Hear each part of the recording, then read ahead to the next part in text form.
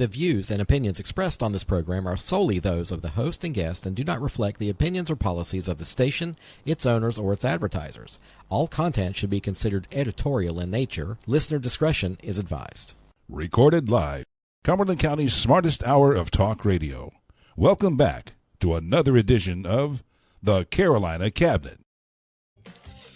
Well, everyone, good afternoon and welcome to the Carolina Cabinet. I'm your host, Peter Pappas, in studio with Mrs. Laura Mussler. Hello, hello. And that's it for today. It's just you and I. You think we can handle this today? Nobody wants to be around us anymore because the election is over. The election's over, and now we're feeling all lonely and blue, I guess. So, we just had a primary. I think we're all rested after yesterday. Did you get any rest? Because we had a long day yesterday. A very long day, because lo and behold, I finally get home and I'm like, I'm going to get in my jammies and just plug my computer in and watch the results. And then I got a call from one of my ATMs. We're out of money.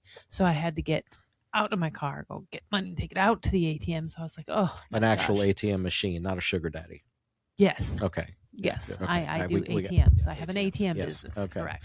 Well, so then I came home, went to my pajamas, fell asleep, and then I woke up about 9:30, and I was very excited. Yeah. Okay. Good for you.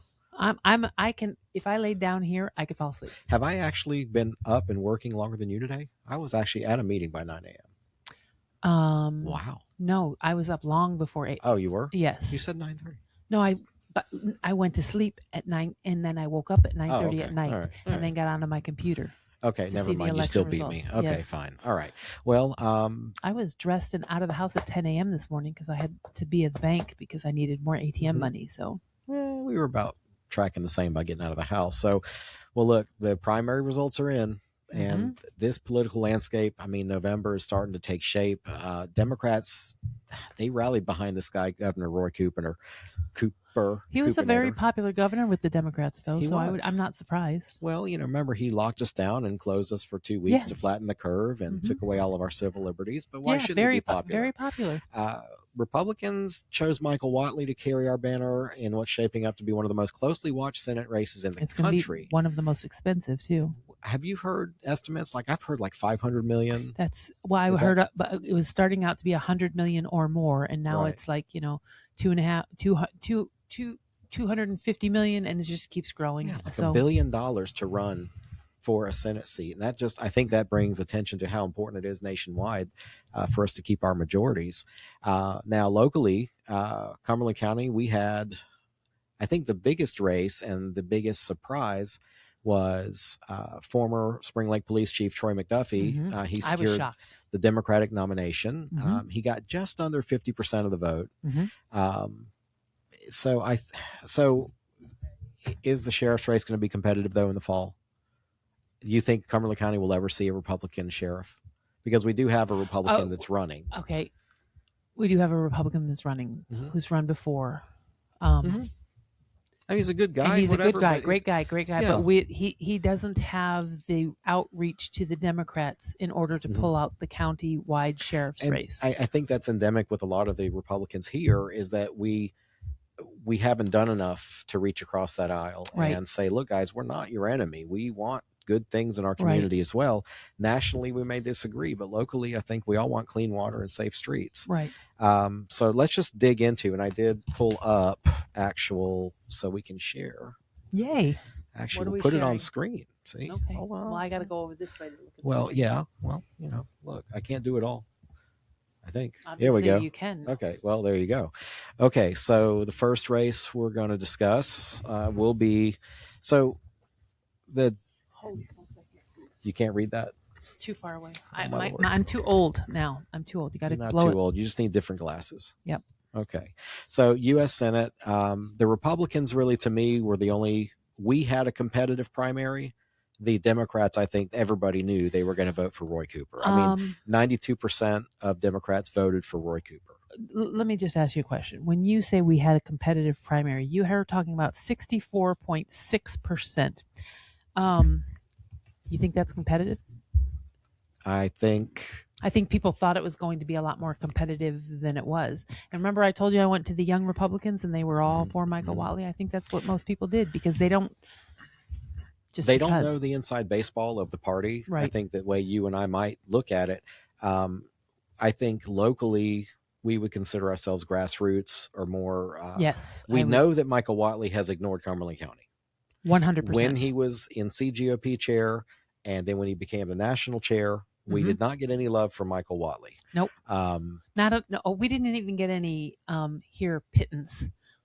Not love, not like, Didn't not they even go pittance. like to Robeson County for a lot of events? They did, yes, because they were. But how can we expect to switch this area red if nobody ever gives us any attention? Right. So, but well, I mean, look, if our 50,000 votes don't matter, then that's fine. But we do have 50,000 registered Republicans in Cumberland County. Well, he's not going to get a whole lot of them just because most of the people were not for him, and because he doesn't show us love. People aren't. I mean, come show us who you are. Come speak to us so that we can at least.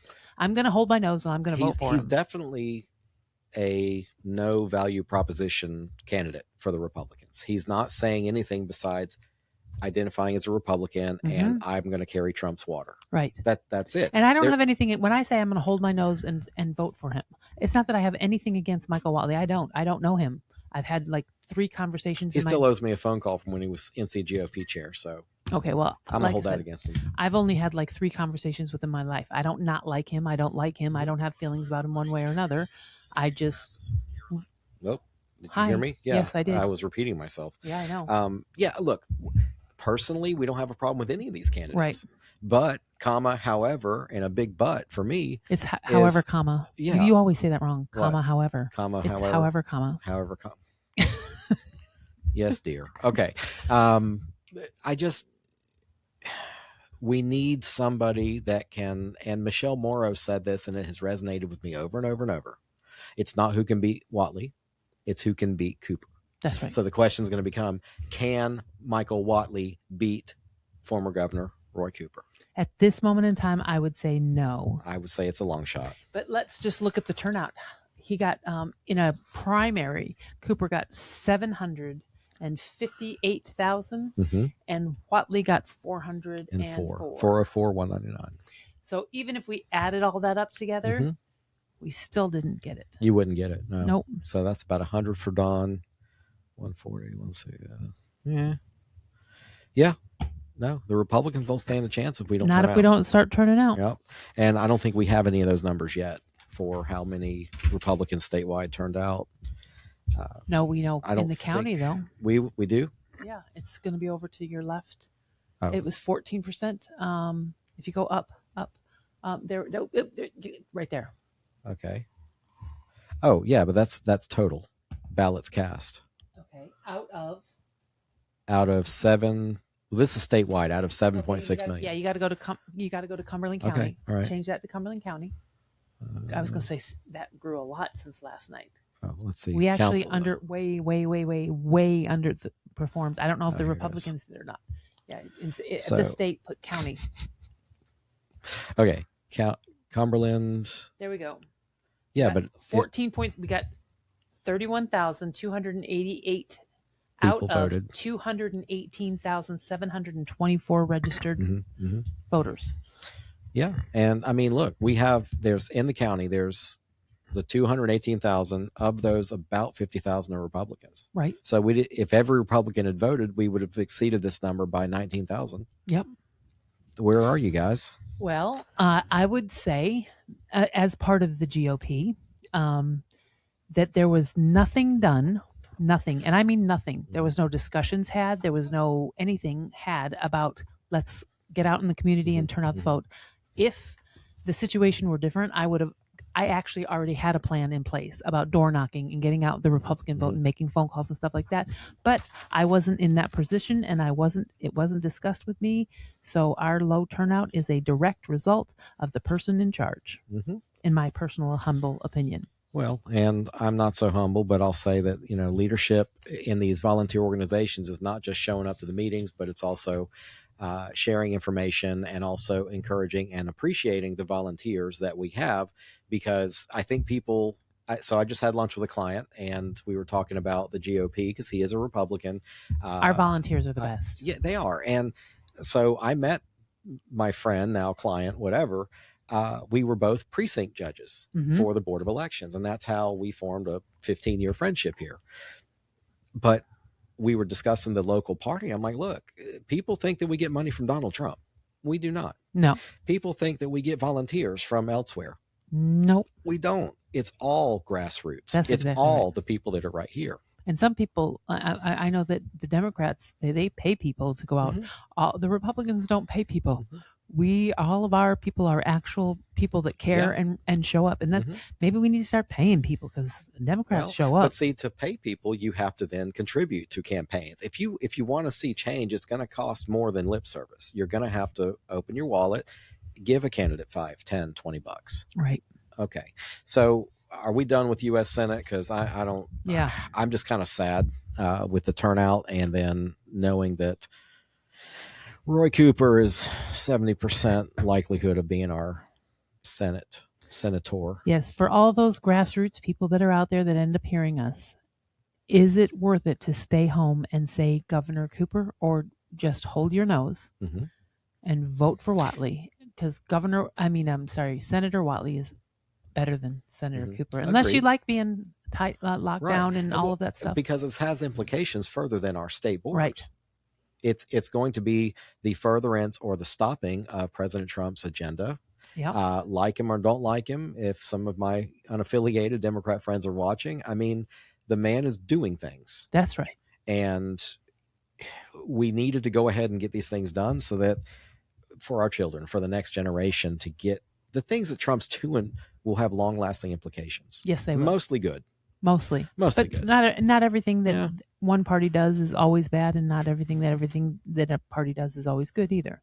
So let's go down to the next race I have here is the U.S. House of Representatives. Incumbent David Rouser retook his seat comfortably, 74% of the vote, and Mr. Buzzard, based out of Wilmington now, he took 25%. So definitely, Congressman Rouser, I think he slept pretty well last night. But and District 9 didn't have a no, Hudson. I don't think he didn't have a primary. So. No. So that's it. Well, the Democrats said, wow, they ran 4 people. But the turnout in their race was low. Well, I guess, no, let's see. We had about 7,000 Republicans. 4, 6, that's a little 3, more than 7,000. 5.5. Yeah. So people turned out for their House representative. I guess maybe because they're closer to people. Maybe. I would think they're more accessible than maybe a senator. Yeah. Yeah. Well, David Rouser has been, I mean, I could pick him out from a lineup. I could pick him out from a lineup too, but I will, like I've said before, I thought Chance, who is his LA, was Rouser. Was Rouser for a very long time. They're like, oh, I always heard young. There's Rouser. I never listened to the LA. I didn't know what an LA was when I first come around. There's Rouser's LA, and I thought that was David Rouser. Ah, okay. And they were saying something. I don't know what an LA is, but whatever. Yeah. But then I introduced myself. Hi, he said, "Yeah, I'm not Rouser. Right, I'm Chance. He is the surrogate. Yes. And he shows up a lot. He does, and I will say that Chance is a very knowledgeable young man. Yes, he is. And hopefully, we're grooming him for a future office. But he is knowledgeable of what the congressman does, and the congressman's doing a lot. I agree. So, and I think I'm more accepting of a surrogate with a senator or a House representative than I am a commissioner or somebody. You know what? If you have a surrogate, and you're out in the community too, there's a lot of things. Like I was talking to Diane Wheatley, who won her race last night, and she's got like 2 or 3 different events in a night. 2 or 3. She's going there. She's going here. So to have a surrogate, even locally, hey, it wouldn't hurt, but for the ones that are serious about the job, they're everywhere. She's everywhere. So let's see. The next, we had Court of Appeals that was available to us to vote. Yep. So we had Mr. Byrne, Michael Byrne, on the show. He got about 60% of the vote versus Matt Smith, who got about 40%. Mr. Smith did not appear with us. No harm, no foul with that. But I think that's a solid win for Byrne. But Smith, I think I called him a Johnny-come-lately on the last show, but because I didn't know anything about Mr. Smith, but I think he pretty much came out of nowhere. Like he'd never run for office before. He was very impressive when he spoke. Yeah. I was more impressed with Mr. Byrne. Yeah. Yeah. Well, and again, you mentioned, the things he could talk about off air was Right. more interesting than having him on air. We got to coach our judicial candidates on what we got to get some parameters ahead of time so we don't get them in trouble. I mean, even if they just talk about themselves, their family and stuff like that, to give a little background. We don't need to talk about. Well, and that's what the cabinet's for. Let's see you be a human. So next up, we have Mr. Tom McGinnis. We're going to just give a round of applause for him. Yay! He took 73% of the vote versus Ray Daley's 26%. That was a very hotly, there was a lot of emotion in Tom's race. More so than I think a lot of campaigns should. Not from Tom. I was going to say it was more visceral from the other side. It was very disappointing to see Republicans, because people seem to forget. As soon as the primary is over, we have to vote for the people that we got through. Right. Yeah. So why the anger and the vitriol and I understand, be positive about your candidate instead of negative about the other person. This ugliness back and forth is a little much. The stuff that I learned for Mr. Daley, it sounded like, I don't know if he's a Republican. I mean, so he reminded me. He's a very angry man. Hearing his language and his choice of words and stuff, his diction. Okay. He was a big SAT word. He sounded like someone who occupied Tammany Hall in New York. Tammany Hall is the famous city hall that was notorious for bribery and coercion and maybe some mafia ties in there too. Who knows? I don't know. I don't know about all that. I didn't think I was hearing from a North Carolinian that wanted the best for North Carolinians. Okay. I heard a transplant that wanted to bring Tammany Hall to Moore County. So the next up, so Ms. Ackles did win her primary in the Democratic side for District 43. She will advance to run against our now Diane Wheatley. Yay. She pulled it out. 59.5% of the vote. Yeah, not bad. 60-40. That's not a bad, and that's a healthy margin for Mr. Goins too. Yeah. So observing the polls yesterday, and he was a very nice man. Yeah. When I met him and spoke to him, some of the people that he had working at his polls were not so nice, but he and his ran family, into all the nice ones. Did you? Yeah. Yeah. Well. Yeah. I don't know. Maybe you just attract trouble. Or maybe I went to North Regional and you didn't. I did not. Or East Regional. One of those you went regionals. To East yeah, I went to North Regional at least twice. Okay, I was the East Regional. Whatever. But so, and what I did is I kind of messed with his helpers. I said, "So, have you seen the guy? You know who he is?" And pretty much he had a lot of his fellow church members. Right. I think is what it ended up being. And I met Pam Carter's husband. He was out there at. Oh God, I forget which one it is. I think it was Massey Hill. No, Massey Hill, someplace. It was in Fayetteville. But anyway, I just thought it was funny because a lot of people, they were volunteering for him, but had never met him. Really? Yeah. Yeah. So I thought we're supposed to separate church and state. I'm just joking. That joke. Unless it goes to your advantage, then you can have him in bed. Yeah. Let's see. I want to mention Frances Jackson as a former guest of the show. She made it through her election, 60-40. Seems to be a magic number with these guys. Now let's talk about our first judicial district court judge here locally. I have to give a round of applause for Sherry Miller. She appeared on the show, and I know this is the second time she's running, and she took 56% of the vote. So good job, Sherry. Hopefully have you back on and talk about your plan for the future. Now the next seat 5, Sherry Seiler Mack, the incumbent. She beat Brene. Now we had Brene Orozco on the show. Very entertaining, very knowledgeable. But she only was able to get 33.83%. We'll just call it 34. But I believe that's the first time she ran for office, so that's very respectable. To get 60-30, it's not a blowout, and I hope that she comes back out. Yep. To play another round. That's right. Now let's get to our county commission.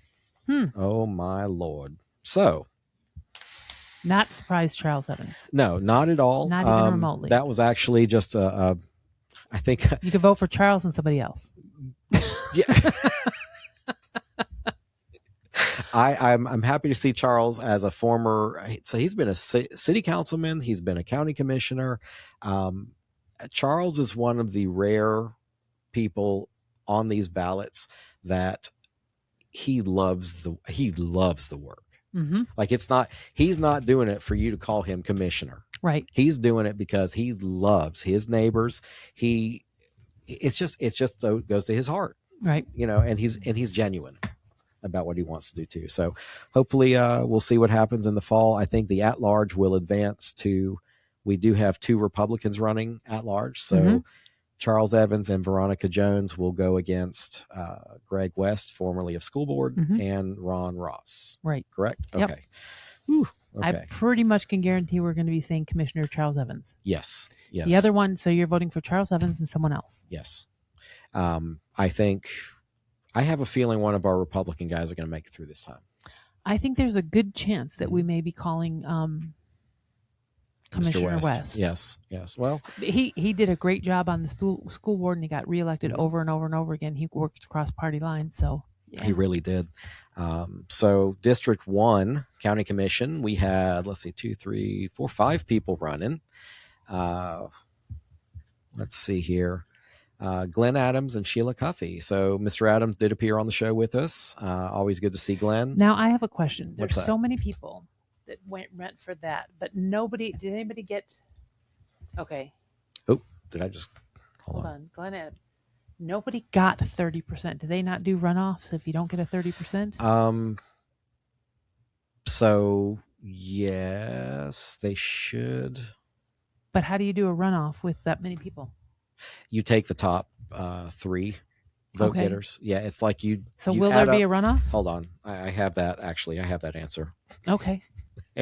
Because I think I asked that the last. Hey Google. It's no. I actually have. I know a couple of things. Okay, so let's see. Having said all that, formula for a runoff: a total of all votes cast, divide by 2, or the available number of seats, multiply by 30%, which is a threshold. If more candidates than the number of available seats meet the threshold, the top number of candidates go through again. So how do we know what that is? Okay, so what did I say? Add it up and divide by the number of seats, and then by 30%. You didn't do the math yet? No. Man. I don't have my calculator with me. Okay, so 3504. I'm supposed to add up all the votes, right? That's what you said. 3494. Okay. 3053 and 2487 plus. This is a lot better when I do it ahead of time. And divide by 2 times 0.3. So the threshold for a recount would be 1,992 votes. That can't be right. Mm-mm. All right. Total of all votes, divide by 2, multiply by 30%. I think you need to text one of your. I think I need to get back to my sources and say, okay, how does this work? But I was told that we're not going to have a runoff. Okay. For that, and actually, you know what? Look at Miss Cuffey. She got 26.3, and then from Miss Cuffey to Mr. Wright, it dropped to 22.9. So there's a marked difference between the top 2 vote getters and the bottom 3. I'm just asking. Look, I'd like to not have a runoff because that costs a lot of money, and Mr. Wright can run again. So I'm just asking. I don't make the rules. I'm just asking a question. It'd be nice to be king for a day and make the rules. Right. Maybe if there's 2 seats. It would make me a Democrat for a day. Rules for thee, not for me. Yeah. Well, I want to be a Democrat for a day. Okay. All right. So let's get down to. I don't want to be a Democrat for 5 minutes. Let's get down to our sheriff's race. Now, this one did surprise me. Holy smokeronies. Usually, because, this surprised me for the main reason is that usually the incumbent sheriff has the advantage. And this time that went against, traditional thinking, traditional wisdom. So Mr. Troy McDuffie, former police chief, Spring Lake, he took it with 49.6% of the Democrat vote. He will advance on to run against LaRue Windham in the fall. Mr. Morgan, Jonathan Morgan, who has just, when Ennis Wright retired. What happens to him now? I don't know. I'm going to give him a couple of days before I reach out to him. Okay. But I would expect to see him I think he was almost to his 30. I think it's time for him to retire anyway. So I see. I would hate to. I would hate to lose him. I hate to lose him because he, to me, was outstanding. Mhm. And he has made a difference, and we've seen him in the community, and he's doing what it needs to be. Maybe we can maybe the new sheriff can do something with him in order to continue his outreach and in the neighborhoods. Well, one would think. So, because the thing, listen, with Mr. McDuffie, he has a lot of experience with police departments. He did work with the sheriff's office before, but police department runs differently than the sheriff's department, because sheriff's department has your jail, has your legal serving, your evictions. There has so many other duties in the sheriff's department. And I don't know, I'd like to ask Mr. McDuffie back on, because I think we did ask him like what his plan was. He says just getting through the primary. Right. What's his answer? So now, and I'm up to 6 push-ups, because Sheriff Morgan told me that if I could, you have to do 10 push-ups. I've been practicing. There was one day I couldn't even move my arms. Mm-hmm. What did he tell you? Just 10 push-ups you have to do 10 push-ups. Why? To get through the thing. You have to roll 150 pounds and stuff like that. So I got to do 10 push-ups. For the sheriffs? For the sheriff's Okay, office. I was like, what are you torturing yourself for? Because I want to be able to. I was thinking, isn't Weight Watchers easier if you're trying no, to... No, but he said I could work in the courthouse, remember? Okay. Oh, yeah. I thought he said you can't get to choose. He was going to let you choose? Yeah, he said if you come aboard, we have spots at the courthouse. Okay. Because otherwise I would missed quit. That. I was probably doing something else. I don't know. He said there's you put in what you want. If there's a shortage, they'll put you there. Okay, I mean, I'll go through the training and do all of that stuff. And if they're like, you're out on the road, I'd be like, yeah, I quit. Yeah, I don't want to do it. Yeah. I'm not going to do it. I don't want to do it. I'm not going to do it. I'm too old. Well, we're both too old for that crap. So, all right. So to round this up, does Michael Whatley, does he unify the Republican base? Not at all. No, that's not fair. Why? Why is it not fair? Okay, because I'm basing my immediate no on past behavior, which is a fair point. However, maybe somebody is going to say, dude, and shake him and be like, you need to start showing up. And maybe he'll start showing up. And if he does, there is possible that some people, not a lot, but some people will, come over to his way. If he shows we are voters. Show us some respect and make us want to come out to the polls for you. I think, okay, so look, he's going to have my vote in the fall because I want a Republican senator. Ditto. Not because I want Michael Whatley. However, I would like to see him with some talking points or with something besides I'm Trump's boy. Right. That's all. Because you know what? Because you got to get some of the unaffiliateds and some of the Democrats to vote for you. Yes. And you know what? Trump only has 2 more years in office. So, okay, you're Trump's boy. Then what? What are you going to do? Hopefully he'll be J.D. Vance's boy. But that's... Or Marco Rubio. The president. Yeah, I'm a Marco Rubio. I mean, I like J.D. Vance too. You like the Latino thing. That's all. I was a That's Marco. all. Okay, See, when Trump first ran, I was Hispanic, Marco. He's Hispanic. You like that. Yeah, whatever. No, it has nothing to do with that. I respect that man and the way he speaks, the way he delivers. I was a Marco Rubio fan when Trump announced that he was running. I was all about Marco Rubio. Are you allowed to admit that? Because, I thought that made me a rhino. That makes me not a real Republican. Yeah, I don't know. not. Whatever. Who know. cares? I don't know. As soon as Trump got I came aboard with Trump. And that's what we're supposed to do as a party. That's right. We can fight it out in the primary. We can be a little nasty to each other, but then we come together. And overall, I think the incumbents dominated yesterday's race. David Rouser, Diane Wheatley, Tom McInnes locally. One judicial candidate did. Oh, you know what I'm sad about Sherry too? Seiler Mack. What are you sad about? Tila Kivett's husband didn't do well. Tila Kivett. I don't know. Our district, her husband was running for something. Congress or State House? I don't remember. I think State House. But... Well, one thing that did point out, Democratic turnout looks strong in the urban counties as usual. Mecklenburg, Wake, Durham, and Cumberland is on that list as well. So I want to get the numbers from Linda or from somebody. I'm sorry, I didn't mean to say somebody's name. From somebody at the board elections to find out was Republican turnout here in Cumberland County better or worse? Well, we need to know, because going forward, we need the ones that didn't turn out. We're going to have a list of those who did and those who didn't. Right. and we don't know how they voted. So I was almost one of those that didn't. Did you almost forget? It's that day because all week long I've been doing running from poll to poll. Yep, I voted. Again, everybody's harassed me. Yeah, I already voted, but I hadn't voted. I was just saying that so they wouldn't harass me. And I was like, okay. And then I was like, oh, I don't feel like going in there now. I'll do it later. And then yesterday, I finally got all the stuff that I was doing, running from polls and dropping off lunches and doing all of that stuff. And I was like, whew. And oh my God, I never voted. Where's your polling place? Your actual day of? Right at the church, the Presbyterian Church in Haymount. The one on Rayford Road, or the Snyder?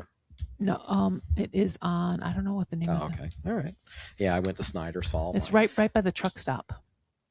Okay, yeah, that's First Pres. That's it. Yeah, First Pres. Okay. Yep. But that's one thing to mention to our Republican cohorts, or anybody for this matter, who loves getting campaign text messages. Raise your hands. If you want to be off those lists as soon as possible, vote early. That's true. Because these campaigns, being consciously aware of how much they spend on advertising to people, they will stop texting you. The more prudent campaigns will be scraping your name off the list as you hear somebody? Thank you for all the support for Diane. Oh yeah. Campaign. Hey David. But no, the candidates, if they're actually watching their budgets and somebody's not asleep at the wheel, they'll take your name off the list. So if you vote early, you're done. You probably won't even get mailings. That's right. I don't know. I mean, because mailings take a little bit longer, so you probably still will get the mailings, but yeah. Yeah. Well, yeah, because early voting is only 2 weeks, right. So it's hard to, whatever. So to all of you that don't like all that stuff. Yeah. So what else we got to talk about? We have a GOP meeting tomorrow, Thursday at 3040 Owen Drive, the Resource Center. And Saturday. Every single registered Republican that hears this podcast, I need you to show up at Freedom Christian Academy at 8:00 in the morning. Freedom Christian Academy on Gillespie Street. If you are a registered Republican, come join us for the convention. Meet people. Say hi. You'll meet the stars of the I'm just joking. You are a star in my book. No, whatever. Yeah. No, I was going to say you and I, the stars of the Carolina Cabinet. Okay. Whatever. Yeah. Well, I just thought because you're always glittery and shiny. I do. I am glittery. You are very glittery. I don't have much glitter on today. No, but you look nice. I even said that. Yeah, see? I know. I don't do that often. You. That's true. Forever. No, every once in a while. Is that the first time? Probably like the third time. We've known each other for 2 years, 3 years. Like, oh, you look nice today. Like, what, did you get drunk this morning? See, there you go. See, that's how when I receive a compliment, I'm like, what does she want? Well, yeah, pretty much. I don't know. So the convention Saturday morning at 8 a.m., which sounds horrible, but we have donuts and coffee. And coffee, and it's actually kind of fun. The young Republicans are going to be involved in our first convention, so come join. If you have young Republicans, bring them with you. Let them join the young Republicans, because the young Republicans, I'm trying to help them. We're going to have reading hour for those young Republicans that have children at the library with Commissioner Pavan Patel. Okay. And that's coming up at the end of March. But they're not going to have meetings like us old fogies, the Republican women do. They're going to have events like roller skating with a commissioner, and they're kid friendly too. So they're very kid friendly. We're assuming they're young families, or could be. So I mean, you have to be like under 30 something. Okay. So well, I'm out. Yeah, so am I. Yeah. I'm out twice. Can we pay? What do we do? Pay extra to be honoraries? No honoraries. You're just once you age out, you're just part of the Republican Party. But yes, please bring your children friendly. Bring your young people. We even have teens that we can always do teens, and then of course, what's the turning point? All of that stuff. So please, Saturday morning, take 3 hours out of your life. You'll meet some friendly people with like minds. Show up. We'd love to have you. Remember, $10 in cash, because we like cash at the door. $10 in cash at the door. Photo ID. You got to have a photo ID. Yeah, you're right. We sure do. Photo ID and $10 cash, because we ain't taking checks or credit. And photo ID because we are the party of wanting to know who you are. That's right. And we will have people at the front door checking your registration. Telling you where your precinct is. You'll meet people in your neighborhood. Because it starts out, you come inside and they give you, you log in. They give you a piece of paper that says who's what in your precinct, and your precinct are your neighbors. So if you don't know your neighbors, if you're new to town, if you just want to get to know your neighbors, what a great way to find neighbors that are like-minded. Because I have one neighbor on my side and she had a Biden sign out. I didn't talk to her. You didn't run over it, did you?